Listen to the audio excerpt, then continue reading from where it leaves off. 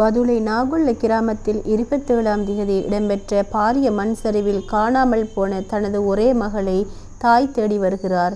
21 வயதான காயத்ரி காவிந்திரி ராஜபக்ஷ என்ற யுவதி மண் சரிவில் சிக்கி 11 நாட்களாகியும் இதுவரை கண்டுபிடிக்கப்படவில்லை.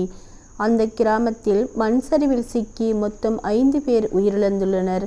காணாமல் போன யுவதியின் உறவினர்கள் 3 இதில் அடங்குவர்.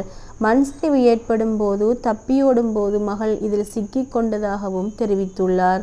தனது மகள் இந்த மண்மேட்டிற்குள் 2 அடி அல்லது 3 அடி ஆழத்தில் எங்கோ இருக்கிறார் என உறுதியாக நம்புவதாகவும் தினமும் 20-30 தடவைகள் வந்து மகளை தேடுவதாகவும் தாயார் குறிப்பிட்டுள்ளார்.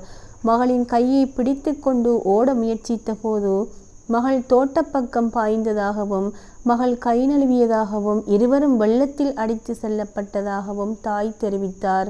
அவரது மகன் அருகில் உள்ள வயலில் இருந்து ஓடி வந்து தன் தாயை காப்பாற்றினார். எனினும் மகளை காப்பாற்ற முடியவில்லை.